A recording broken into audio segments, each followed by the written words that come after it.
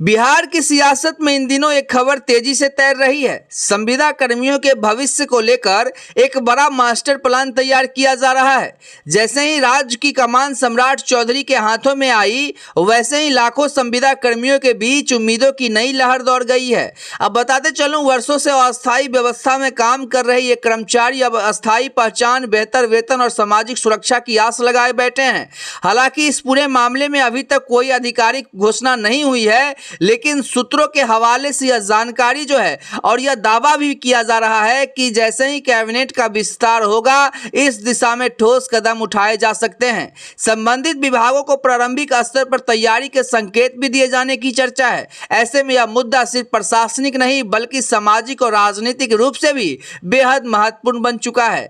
अब यहाँ पे बताते चले कि संविदा कर्मियों की हकीकत और सालों का जो उनका संघर्ष है, यानी बिहार में संविदा कर्मियों की संख्या लाखों में है। ये कर्मचारी स्वास्थ्य, शिक्षा, पंचायत, नगर निकाय, आईटी, कृषि और अन्य कई विभागों में अपनी सेवाएं दे रहे हैं, लेकिन इनकी स्थिति लंबे समय से एक जैसी बनी हुई है। कम वेतन, कोई अस्थायी सुरक्षा नहीं और भविष्य को लेकर अनिश्चितताएं।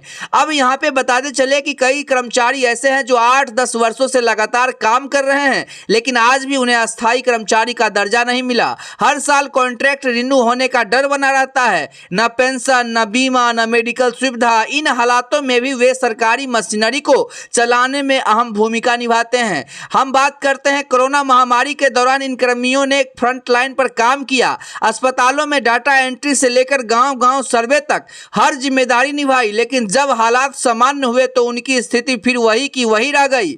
मास्टर प्लान जो है वो क्या मिल सकता है संविदा कर्मियों को? सूत्रों के मुताबिक जिस मास्टर प्लान की चर्चा अभी हो रही है, उसमें कई बड़े फैसले शामिल हो सकते हैं। अगर यह योजना लागू होती है तो यह संविदा कर्मियों के जीवन में ऐतिहासिक बदलाव ला सकती है। जैसा कि पहला पॉइंट है नियमित नौकरी, जो कि बहुत अहम है। इसमें सबसे बड़ा और अहम कदम संविदा कर्मियों को अस्थायी नौकरी देना हो सकता है। यह मांग वर्षों से उठती रही है। माना जा रहा है कि सरकार इसे चरणबद्ध तरीके से लागू कर सकती है ताकि वित्तीय दबाव को संतुलित रखा जा सके। अब दूसरा पॉइंट का बात करते हैं एनपीएस, जो कि राष्ट्रीय पेंशन प्रणाली है। भविष्य की आर्थिक सुरक्षा के लिए एनपीएस का लाभ देने की योजना पर विचार किया जा रहा है। इसमें कर्मचारियों को रिटायरमेंट के बाद भी नियमित आय मिल सकेगी, जिससे वो अपना बुढ़ापा का जिंदगी जी सकते हैं। तीसरा जो है वो मेडिक्लेम पॉलिसी है, जो कि स्वास्थ्य सेवाओं की बढ़ती लागत को देखते हुए मेडिक्लेम पॉलिसी देना एक बड़ा राहत का कदम होगा। इससे कर्मचारियों और उनके परिवारों को इलाज के खर्च में राहत मिलेगी। और साथ ही चौथा पॉइंट है एक्सीडेंटल इंश्योरेंस। काम के दौरान दुर्घटना की स्थिति में आर्थिक सहायता के लिए एक्सीडेंटल इंश्योरेंस शामिल किया जा सकता है, जिसको लेकर यहां पर खासकर फील्ड में काम करने वाले कर्मचारियों के लिए यह बेहद जरूरी भी है और इसे सरकार को लागू करना पड़ेगा। साथ ही जो पांचवा पॉइंट है साप्ताहिक और राष्ट्रीय छुट्टी, जिसमें अभी कई संविदा कर्मियों को नियमित छुट्टियां नहीं मिलती है। इस योजना के तहत सप्ताह में 1 दिन की छुट्टी और सभी राष्ट्रीय अवकाश देने की बात भी की जा रही है और सामने आ रही है। ये भी आप लोगों को मिल सकता है। छठा है उचित वेतन और महंगाई भत्ता।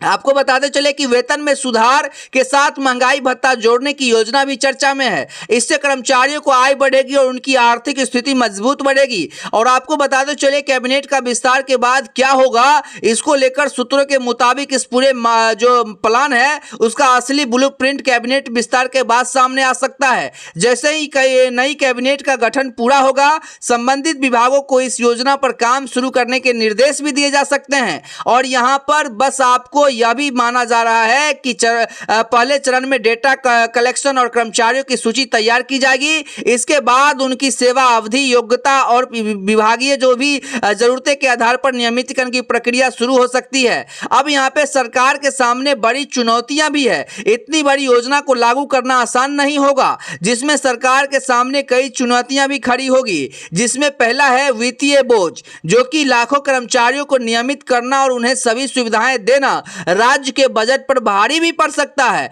जिसके लिए अतिरिक्त संसाधनों की जरूरत होगी। और साथ ही जो प्रशासनिक जटिलताएं हैं, हर विभाग में संविदा कर्मियों की स्थिति अलग अलग है। ऐसे में एक समान नीति बनाना चुनौतीपूर्ण होगा। इसीलिए और तीसरा जो है पॉइंट वो कानूनी अड़चने हैं। कुछ मामलों में कोर्ट के दिशा निर्देश भी लागू हो सकते हैं, जिससे प्रक्रिया धीमी पड़ सकती है। लेकिन यहां पर राजनीतिक मायने को अगर देखा जाए तो संविदा कर्मियों का मुद्दा केवल प्रशासनिक नहीं बल्कि राजनीतिक रूप से भी बेहद अहम है। यह एक बड़ा कह सकते हैं कि वोट बैंक भी है। अगर सरकार इसके दिशा निर्देश में ठोस कदम उठाती है तो इसके लिए सीधा फायदा उसे चुनौती मैदान में भी मिल सकता है। वही विपक्ष भी इस मुद्दे को लेकर सरकार पर नजर बनाए हुए है। अगर वादे पूरे नहीं होते हैं तो यही मुद्दा सरकार के खिलाफ बड़ा हथियार बन सकता है। और विशेषज्ञों की राय इसमें जो है कि आर्थिक विशेषज्ञों का मानना है कि अगर इस योजना को चरणबद्ध तरीके से लागू किया जाए तो यह संभव है। पहले उन विभागों को जो है प्राथमिकता दी जानी चाहिए जहां संविदा कर्मियों की भूमिका सबसे ज्यादा अहम है, जैसे स्वास्थ्य और शिक्षा। इसके अलावा जो है वो डिजिटल प्लेटफॉर्म के जरिए सभी कर्मियों का जो डेटा है उसे तैयार करना जरूरी होगा। इससे पारदर्शिता बनी रहेगी और किसी भी तरह की गड़बड़ी से बचा जा सकेगा।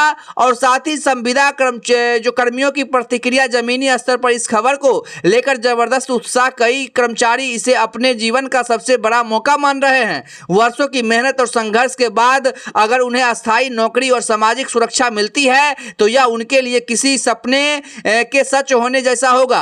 हालांकि कुछ कर्मचारी अभी भी सतर्क हैं। उनका कहना है कि जब तक सरकार आधिकारिक घोषणा नहीं करती तब तक भरोसा करना मुश्किल है, लेकिन उम्मीद की किरण जरूर जगी है। अब यहां पर 100 बात की एक बात है कि उम्मीदों का नया जो सवेरा बिहार में संविदा कर्मियों को लेकर जो मास्टर प्लान पर चर्चा हो रही है वह अगर हकीकत बनती है तो यह राज्य के प्रशासनिक इतिहास में एक बड़ा बदलाव साबित होगा। इससे न केवल लाखों कर्मचारियों को जीवन सुधरेगा बल्कि सरकारी व्यवस्था में भी मजबूती आएगी, अधिकतर मजबूत और स्थिर होगी। और इसके साथ ही मुख्यमंत्री सम्राट चौधरी के नेतृत्व में सरकार क्या फैसला लेती है यह आने वाले समय में साफ हो जाएगा। फिलहाल यह योजना चर्चाओं और संभावनाओं के दौर में है, लेकिन यहां पर इतना जरूर है, बिहार के लाखों संविदा कर्मियों आज का जो नई एक उम्मीद के साथ जो भविष्य के ओर देखते हैं, उन्हें इंतजार उस दिन का है जब उनकी मेहनत को स्थायित्व, सम्मान और सुरक्षा का अधिकार मिलेगा।